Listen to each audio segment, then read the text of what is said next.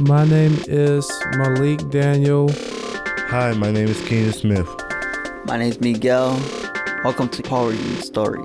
Season 3. A podcast from Ray Graham Training Center High School in Chicago. This season, our thing is stand up for what you believe. Social justice change make a difference. The Illinois Council Against Handgun Violence is the oldest and largest statewide organization in the U.S. working to prevent the devastation caused by firearms. And thank you for your lovely day and have a safe one.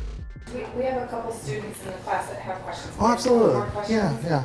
So I want to know, what's the standard weapon most criminals use? Oh, you know what? In violence we see in Chicago, I still think handguns are the standard. What type of handgun, I couldn't tell you. Right. But handguns are the base. You know, you see most gun crimes in the city are handguns. You don't see anybody running around with shotguns, you know. That's not too common. I don't know if you guys use social media like Twitter. I follow CPD on Twitter, and when they do like big busts, they'll post a picture of everything they get. And like sometimes, man, you see these guns, and I'm like, oh, you know, they're like, we confiscated a pound of cocaine and 3 AK-47s. I'm like, of course they had 3 AK-47s to protect a pound of cocaine, but why did they have 3 AK-47s? You know, right. I've seen gold-plated AK-47s confiscated in this city. Gold-plated guns, like that's crazy. Right. I wanted to ask a question. You know, when you said a lot of violence happened because of poverty and, not a lot of education. But I know most of that is pretty true. Yeah. And most of it is younger teenagers see social media, or most, I want to say, rappers. I won't blame the rappers since it's all a stunt, but obviously, it's mostly social media. Oh, yeah. Is the issue. Oh, it's huge. People post it and say, I'm out here posted on the block with a bunch of guns and stuff. Yeah. And younger generation want to copy that and be a part of that. Oh, yeah. You're absolutely right. Social media has definitely plays a part in that. And I also talk about the idea of how, I hate to say we have a violent culture. Right. But we have a violent culture, right? You can't have a big budget movie without explosions and guns, right? Nobody wants to watch a movie without people getting shot at or getting shot. That's a problem though, right? Yeah. If that's all you like to see, guess what? You got a problem. Right. But we don't ever talk about that. But social media definitely plays a part in it. And I always say, I work a lot with kids, and a lot of the rappers who talking about guns. Perfect example, I don't want to name the radio station, but there was a radio station I wake up to every morning. Half of what's coming out the box to me doesn't sound like music, so it's like and I'm like, oh my god, I shut it off. But I woke up one morning and this guy was like 1 2 3 4 5 6 7 8 9 shooters ready to gun you down or something like that. You guys know what song I'm talking about, right? 21 Savage. Yeah, and I can't think of the exact lyric is, but he's talking about shooters ready to gun you down, and I literally woke up like, what oh my god, what? And I was just like, that's kids listen to this radio station. Right. That's what we're pushing out, right? And he's not a good rapper. 21 Savage is no good. I can name 5 or 6 rappers who are way better than him, but they don't talk about guns. They talk about real stuff, but they don't talk about guns. They're not talking about shooting people, and that's not what sells. So part of it is, let's be real. I stopped listening to WGCI 7 years ago. I stopped listening to 92.3 5 years ago because they were playing music. I'm just like, I have twin daughters. I don't want them listening to this, I don't have a problem with them listening to music that's a little hood, right? No Name is one, Vic Mensa, right? He talks about guns, but still using a different context. That's one thing. And we kind of have to hold those people accountable too. Why are you selling this cat who's no good anyway, and all he does is talk about money and guns, when there are 5 rappers from Chicago, way better, they get no airtime? What sense does that make? And WGCI should have to answer to that, So social media has a big part to play, but here's the thing. You guys pay all those bills, don't you? Yeah. You buy 21 Savage. You buy all those, designer. I want to meet that guy one day. That's a conversation I never want. He can't wrap himself out of a paper bag. And then when you buy it, you play it, and your younger brothers and sisters and young kids hear it, and they're hearing, the stunting and the guns, and it just turns into a self-fulfilling prophecy. I get what you're saying. You're saying refilling their heads with it. Yes. Oh, absolutely. I think that's a huge thing. You're right. You know, it's mostly the rappers and the people who want to listen to that. But I kind of, to me, everybody's at fault. You know, everybody's a new generation's at fault wanting to listen to this type of nonsense. You know, this is what it came down to be. You know, people want to listen to music with drugs and violence and crime. You know, it just became something different to me. But, you know, I just attribute that to that's what they're offered. Yeah. You know what I'm saying? So that's what they kind of just roll with. So we kind of have to, on one end, kind of ask for more. You know, what else can you give me? And there are rappers who are amazing that you guys probably never heard of. One of my favorites is Mr. Liff. If you guys, LIF, if you never heard of Mr. Liff, he is amazing, but he's never on the radio. Never. But I have like 3 of his albums. I listen to him on Spotify all the time, you know, so you kind of have to, sometimes we have to ask for more. You ever heard of this rapper named Montana 300? Oh, absolutely. Montana, sometimes he do be talking about guns and stuff like that, but in one of his songs, like, he just been like talking about the truth and stuff like that, cause he got him a little son named Tony, but I'm following him on Instagram and stuff like that. So like on what you were saying about these other rappers in our generation is like so I'm jacked up, cause music is not like how it used to be, like when y'all was growing up and stuff like that. Yeah, and it plays a part into it for sure. You know, it's not the only part, but you know, if all you're hearing all day is, you know, I'm shooting, I'm making money, I'm shooting, I'm selling drugs, I'm sipping syrup, I'm making money. After a time, you're like, well, maybe I should try to sip some syrup. And, you know, once you start sipping the syrup, you're going to start shooting because it's only a matter of time, right? Because your brain's going to start to disintegrate. But, you know, all that stuff, youth culture. And I'll give you a perfect example. In youth culture, as a man, if a guy confronts you, you have to, you know, in today's culture, you have to, right, stand your ground, right? And I do Brazilian Jiu-Jitsu, and I'll tell you, walking away from a fight is hard to do. But that's the smarter move, right? It's the better move, it's the smarter move. But you don't ever hear that. You know, who tells you that? And I've had guys way tougher than me, MMA fighters, say the same thing, like, walking away from a fight is hard, my man, but you do it. You do it because it's a smart move.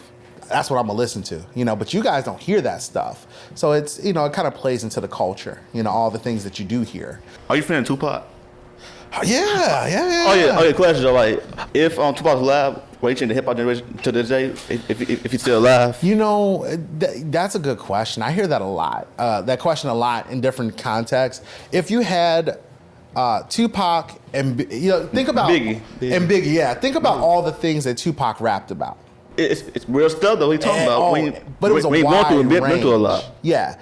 But a wide range, and he was super talented, right? He wrote. I don't know if you guys ever read the book. Was it a Rose Grows Out the Concrete? I think. Yeah, I did. His book of poetry. He wrote about tons of different things. I think if he was still alive, there would be a different standard for the music. I would really believe, and that would help, because the music today, unfortunately, reinforces a lot of the negative stuff we see, in my opinion, and we don't have anything counter to that you hear a lot, you know. Chance the Rapper is probably the best example. Yeah. He's a counterculture to what you see, the dominant stuff. But who else? And we talk about violence here. Society is crazy right now with social media. Yes. It's very crazy. In your generation, you didn't have to deal with that. Not at all. In our generation, well, yeah. Killing, more killing, suicide. That's police just shooting. Yes. Random people for no reason at all. Wow, no explanation. You see on the news a lot. So, society today, I like the old, without the internet. I like it back then instead of now. I'd rather be there instead of here. Yeah.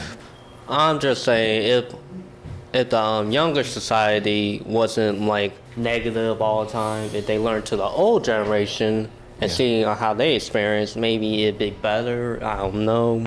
It's a hard question to ask. I don't know. I kind of get what you're saying, yeah. You hit it like 100%, and I tell my students this all the time. When I was your age, I used to use a program called AOL. right? America Online. And the closest thing to social media we had was chat rooms. Like, you didn't have anything like that on your phone. You had to be at home on a desktop, and you could talk to people from other places. That was the closest thing to what we have now, social media. But you guys, that's part of that pressure we were talking about. For example, if you were getting bullied, if you were getting bullied back in my day, and bullying happened in my day, you went home and it was over. I didn't really talk to people on the phone. When I saw my friends at the end of the school day, if they lived next door to me or, down on my block, I saw them, at night. If you didn't live near me, I didn't see you. If I had a bully, I didn't see him, until school. Now, bullying is a 24/7 thing. If you're getting bullied at school, you're getting bullied on Facebook, and you're getting bullied on Twitter and Instagram. And it's one of those things I tell students, don't be afraid to unplug sometimes. Like, how many of you actually do that? Like, you'll go a day without social media, or you'll go a day where you turn your whole phone off, like, completely. I do it all the time. Like, sometimes you just have to, right? I need personal time. And you guys got to kind of get into that groove, because you deal with all of those things, and that pressure to be liked, and to deal with all the conflicts that you deal with. And it can become just too much. Stressful. It's so stressful. And it's stressful for me as an adult. I deal with some of the same things too. I have arguments with people online, and you get so angry. And sometimes you just got to be like, you know what? I'm done. Especially with my job, the NRA will seek me out online a lot. So I deal with a lot of debating online, a lot of arguments online. And you always want to get that last comment. You always want to get that last word. And sometimes I'm just like, you know what? I'm done. And I'll just set my phone will be like, bzz, bzz, bzz, I'm done. And you kind of have to learn that self-regulation, what works for you. And it's tough, especially as young people, because you guys are go, go, go, especially if you start to get that part of your brain that the anger is being triggered too. You're go, go, go, go, go, go, go. And it's tough. And that's also why violence happens, right? Because we haven't learned, once that anger is firing in our brains, we haven't learned to just hit the brake and stop. Which is, where things like meditation come into. When I meditate, I'm a much more peaceful person. I know it. I knew it in the Army. I meditated when I was in Afghanistan.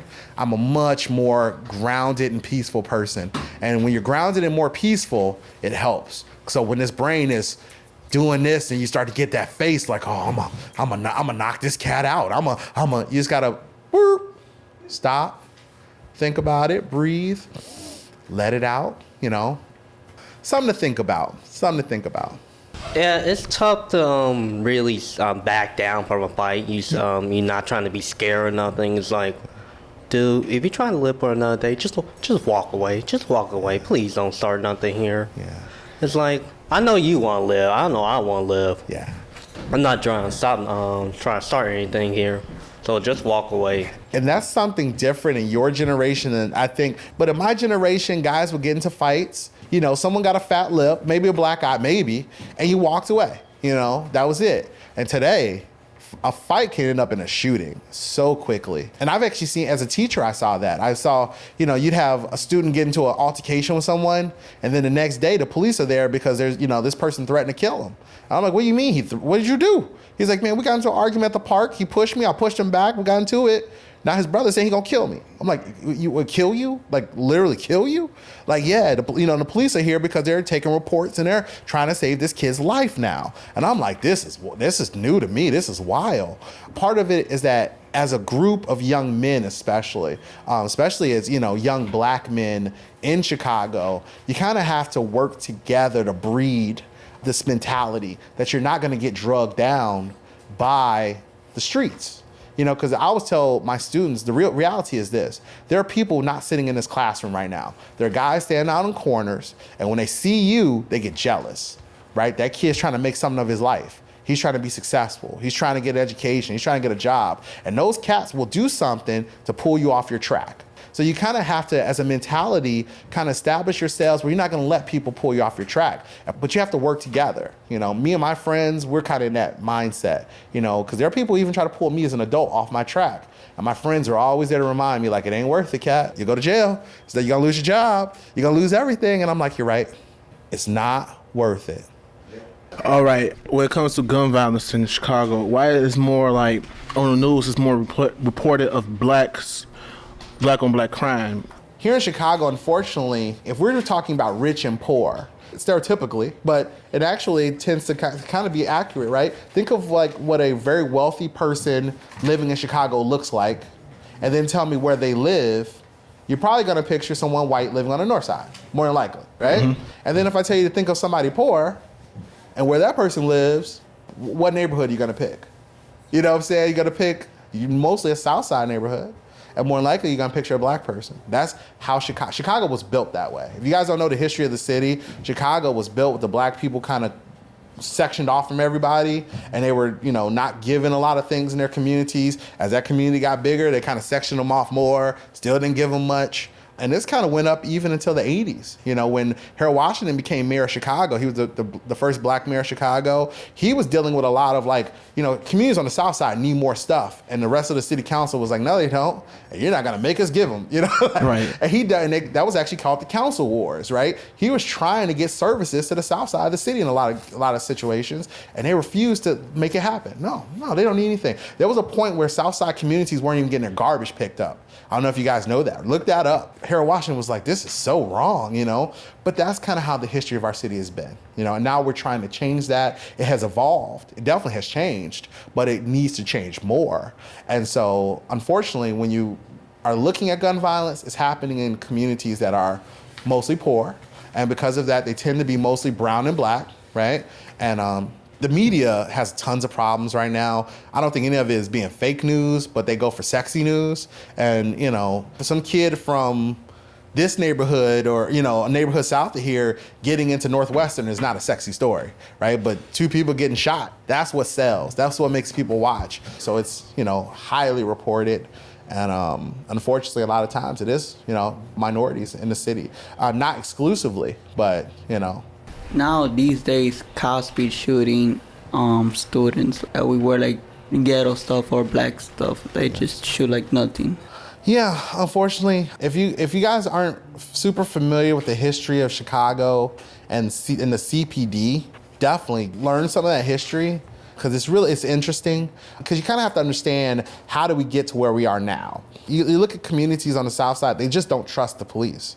And you kind of have to understand why. Why don't they trust the police? And for me, as a young person moving in my 20s and 30s, the story of John Burge was kind of like why we don't trust police. I don't know if you guys are familiar with that story. John Burge was a police commander. He was implicated, him and his men were literally picking up black and brown, Latino and black men, picking them up often for crimes they didn't do. And they're like, so you robbed an old lady, or, you killed somebody. And they're like, I don't know what you're talking about. And they would torture the person until the person confessed. And then the person would confess and they throw him in prison. He went to jail for lying about doing this, but he didn't go to jail for doing it. And that created a lot of mistrust, because if you can torture 100 people and not go to jail for it, what else can you do?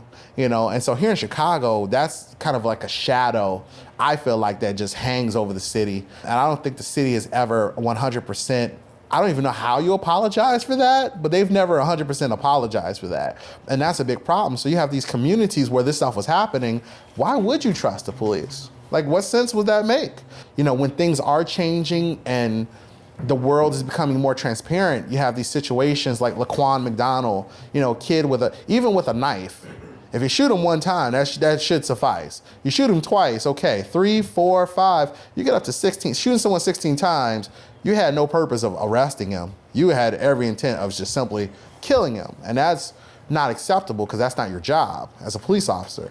Your job is to arrest, right? Let the judge figure out what his sentence is, but you just went and sentenced him to death right there on the spot, and that's unacceptable. And I think we're seeing it now more just because cameras are more readily available, social media is more readily available. I mean, ever since I was a kid, I heard stories of Chicago police doing weird stuff to people, but now you can prove it. Now you can get it on camera, and now I can hear about it from the person, and so that changes things. And so I think that's why it seems like it's happening more. I don't know if it's happening more. I don't think it is. I just think we hear about it more. There's a video that I was watching, and I don't know where was it. So there were like 2 cops. So the guy said he was not doing nothing, so he was running. And so after that, these 2 police the other cop, he took the gun out and just shoot him. And there were two guys who was driving and took a video and recorded the whole thing. Yeah. And there's been a couple of, I mean, you say that situation, and I can picture 3 or 4 different situations I've seen on the news, and I don't know which one it is, right? So it's more than one for sure. And it's so tough. I remember being a kid, my dad telling me how to react to police, and I still do it to this day. And I'm an adult. I have a license. I have insurance on my car. I've never been arrested. I've never been in handcuffs. I'm a completely law-abiding citizen. But when I see those lights in my rearview mirror, I start sweating. I'm like, oh God, right? Like, oh God. And my father used to tell me, even when I started learning to drive, he said, when the cops stop you, roll down your windows, which I do. I still do to this day. I roll down my windows. I put my palms on the top of the wheel with my fingers open, and I wait till the cop comes. And when the cop goes, how you doing, sir? And I'm like, hey, do you know why I stopped you? No. You ran, a stop sign, you were speeding, whatever the case may be. Okay, could you got a driver's license? And I still, to this day, I still do it. Yes, sir, my driver's license in my back pocket of my wallet. Can I grab it? Sure, okay.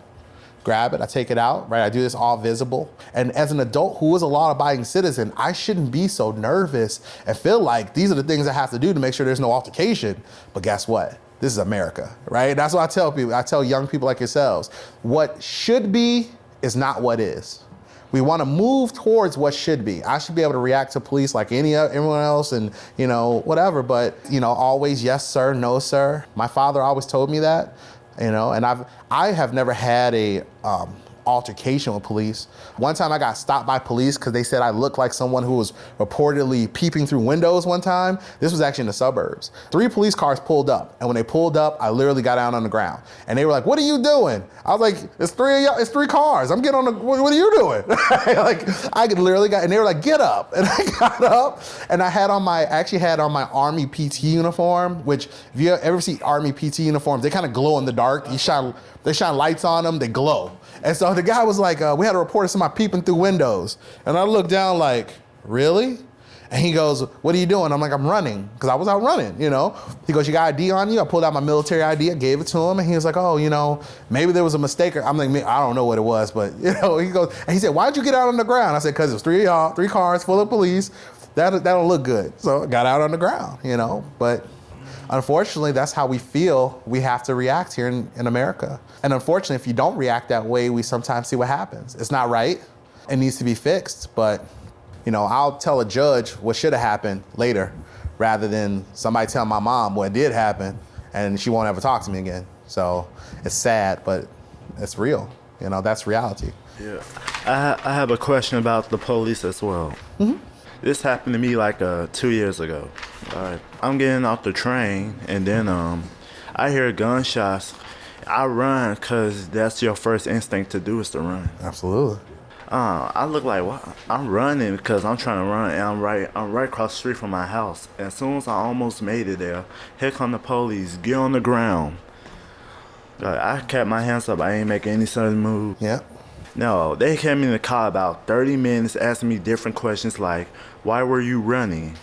I like, if you hear gunshots, are you gonna run towards it or away from it? And then my mom came out asking me, what happened? Then they slammed you on the ground. I said they just put me on the ground gently, like they ain't slam me hard or anything like that.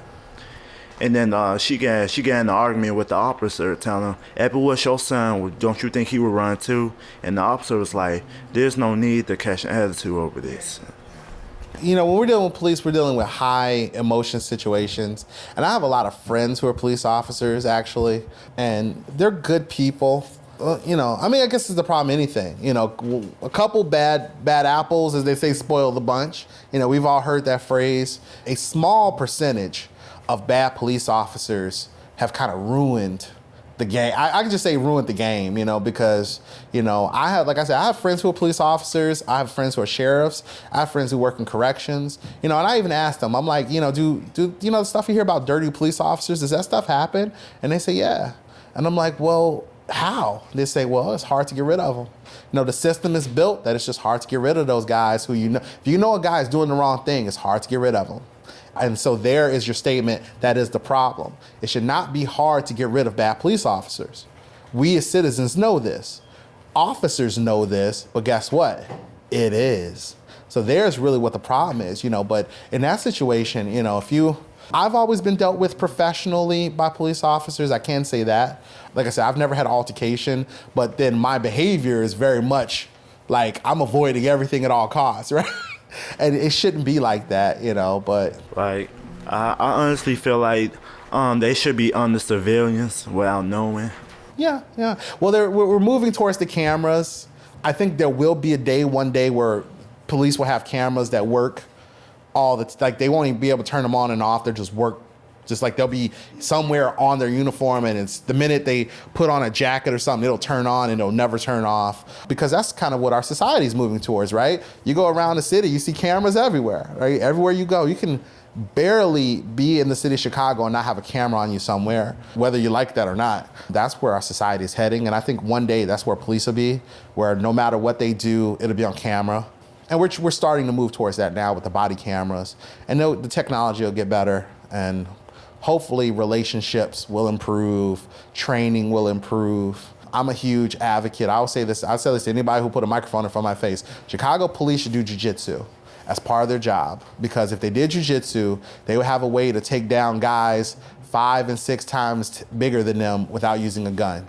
Right? You bring me the biggest guy in this classroom, give me 3 minutes, he'll be on the ground because of jiu-jitsu, right? That's the way it is. And I don't mean that, I don't say that to me I'm a tough guy, it's because I'm trained well. And I train with guys, some 2-3 times bigger than me, and I'm not a little guy, but I can take them down too. So if you're not trained, I'm really gonna take you down, So if Chicago police had that would be something they could use a lot more readily than a billy club or a gun.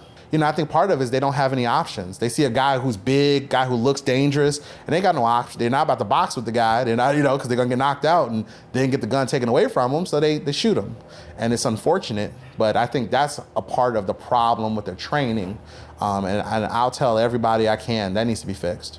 They take jiu-jitsu or Muay Thai or wrestling, something where they can control guys, take them down, and then arrest them without taking their life. Is there anything else you like to share with us today? We all have a part to play to decrease gun violence. If you guys watch the news right now, people your age, young people from 14 to 24 are they're just slowly changing the world. It's amazing. It's the first time in my life people have said we want kids to be in charge. It's almost like a weird, bizarro world, but I love it, and you guys have a part to play in it, especially as young, in this room, mostly young black and brown men, especially in Chicago. Now's the time when you guys really need to let your voices be heard on these issues and be ready to roll up your sleeves and do hard, because it is not easy work. It's hard work, but if we can change our city and make it a better place, that's amazing, and I feel like now is the time, because you see everywhere else changing. You see everything in the news changing. Also vote, and yeah, we got to work together. So work together, that's it. Thank you for being here on the show with us. Oh, thank you guys so much. This was awesome. I had a great time. I can't thank you guys enough. Thank you. That's a wrap. Power Your Story podcast is produced by students at Ray Grant Training Center High School in Chicago. With production support from After School Matters and the creative Impostor Studios. Today's episode is produced by Miguel Morales, Keenan Smith. You can find our show on Apple Podcasts, Spotify, Stitcher, Radio, Google Play Music, and the web at poweryourstorypodcast.com. We are on Facebook, Instagram, and YouTube as Power Your Story Podcast. Follow us, subscribe, leave a review or comment, and share our show with a friend. Thank you for listening, Power Your Story Podcast, and have a wonderful day.